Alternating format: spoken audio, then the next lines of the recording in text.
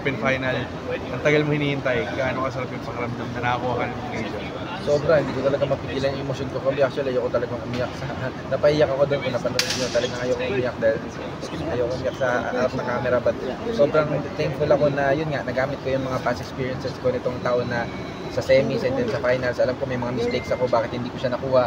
And yun yung tinatry ko na improve. And nung nakarating ako sa finals last night, tinry ko talaga na i-avoid yung feeling ko na naging mali ko sa sarili ko nung last na European Open. And sobrang thankful ako na nag-work siya and binigay sa atin ka. Gaano kalaking dagdag kumpiyansa yun? Na napatunayan mo sa sarili mo na kaya mong manalo ng ganong kalaking majors, lalo na papunta ka dito sa Reyes Cup.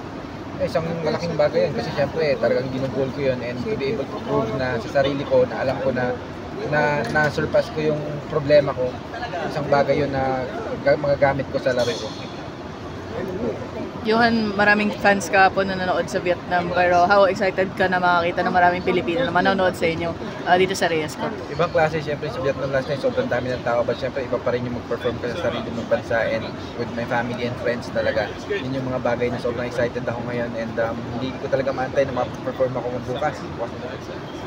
How excited are you na yung mga nakalaban mo sa Hanoi Open, magiging kakampi mo naman? Like, aki yung kalaban mo sa finals, kakampi mo rin sa Reyes Cup. Yes, so actually, ano naman, outside pool naman, magkakaibigan naman talaga kami, maganda yung mga good communication namin. So, hindi naman siya, sobrang naman na bukas maging magkakampi kayo. Hopefully, sana magkaroon lang kami ng mas magandang banding tomorrow sa arena. Mag-jive kami ng mabuti since yun talaga yung lamang Europe sa atin dahil sila sanay na sila sa format na to. May isang dekada na silang, naglalaro ng ganitong format. Sila lang din yan, so alam na nila. So tayo, first time natin to.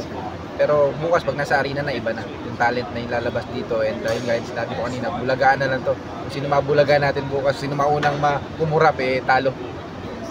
Ano na lang siguro yung gusto nyong mapakita na hindi lang US, Europe yung magaling sa pool, kundi pati yung Asia. Kasi nga first time nga na magkaroon ng Asian team sa ganito klaseng format.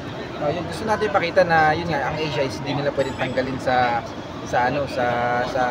laro na to dahil tayo yung nandito yung magaling na pinaka-legend ng laro dito sa galing sa Asia, sa bansa natin sa Pilipinas. So, yun, napakagandang laro nito na mapapakita natin ngayon na maraming talento ang Asia and hopefully makuha natin to be able to prove to them na tayo talaga yung the best when it comes to it.